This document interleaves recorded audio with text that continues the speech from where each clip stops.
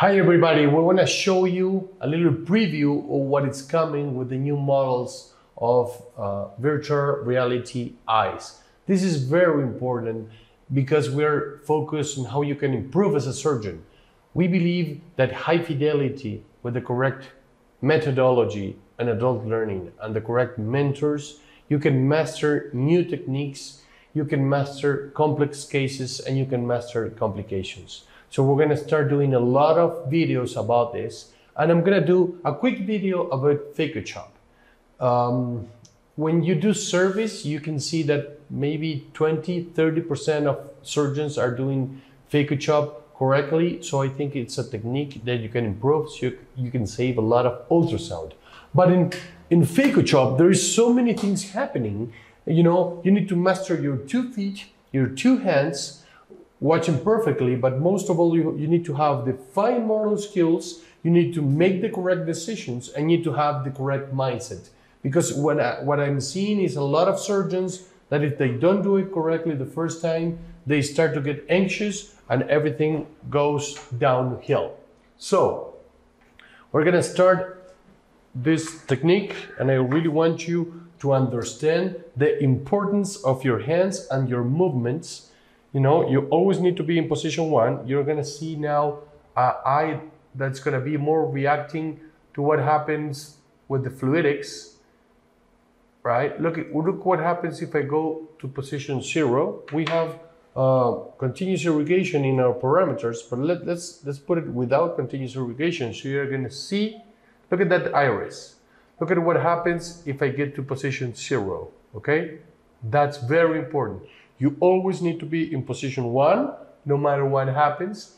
And now I'm going to use a Sable. That is a new instrument. We designed it on purpose so you can do the correct Phaco. And here's going to be something very important. When I do the holding, I'm not going to go superficial. I'm going to go to the center of the eye, to the nucleus. Why? Because I know if I do position 2, a little bit of 3, and I go back to 2, that vacuum needs to be high. Why? Because I'm holding it. When you're starting, you're going to have a white line that is going to guide the movement. And look at here. What happened in the past, and many people, is that you are too superficial. So you see how deep I am in the movement, and then when the 2 instruments are almost together, I move them sideways. And you need to be, you know, aware that the 2 fragments are separated. Then, and I want you to see something very interesting, how the machine is simulating that. If you have good occlusion and you are very, very in control with the foot pedal, there is no chattering. I am in the safety zone. Safety zone is a level of the iris and far away from the endothelium, the posterior capsule, and in the center of the eye. As you can see, I have occlusion, and look at my feet, 2, 3, 2, 3, 2, 3, and that fragment never leaves the point. You see, the fragment is just coming to me. What happens if I do too much ultrasound? We're gonna have chattering, and that fragment is gonna leave.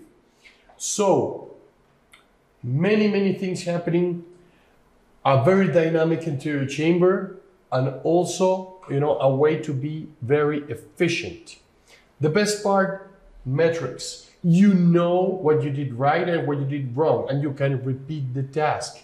But we can also go to the next task and go to a level that is more challenging. Why is this important? Because if you want to become a master, it's important for you to face all possible scenarios. So now, right now, you have 2 fragments of the lens. You have the entire lens, but it's cracked. So now it's going to be more difficult. Why? Because you don't have too much space to move around. Again, you know, there is many discussions about how to put the Phaco tip. Many people will put it like that. I believe that, you know, that using it in the way that the engineers design it is the best way. What I really want you guys to go is to go for the nucleus right here and to occlude the tip 100%. So right now what's happening is I have less space, and if I move too much, I can damage the sonula. So I'm gonna go in position 2.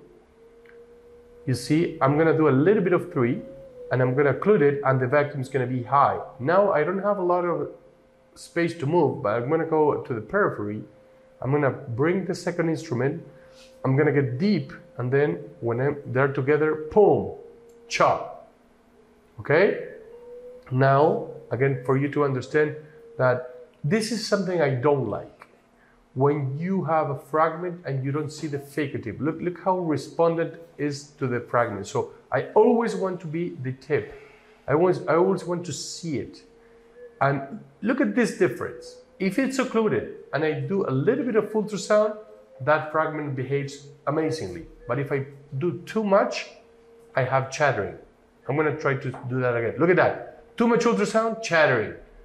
If I control the ultrasound, I really control it, and I do the least amount of ultrasound as possible, that fragment behaves amazingly, okay? So now I have more room, and I'm gonna do what we were talking about. I'm gonna go to the nucleus, do 2, 3, high vacuum, I have it, it's mine. I go to the periphery, I don't stay superficial, I go deep, and I go to the, and I crack it. Again, look, this is efficient. Okay, I'm efficient because it's occluded, but if I do too much, I have chattering. If I really control the delivery of ultrasound, that fragment will come to me. That's an amazing equilibrium. And also look at that. Look how the posterior capsule will come to you if you get to position 0, you see? And the iris is a good thing on how to see it. The improvements of the new software are incredible. It's incredible how somebody who doesn't have any experience in surgery is going to improve. But also imagine somebody who has experience, who is doing Phaco and wants to be a master in Phaco job. By doing this, he's gonna make it.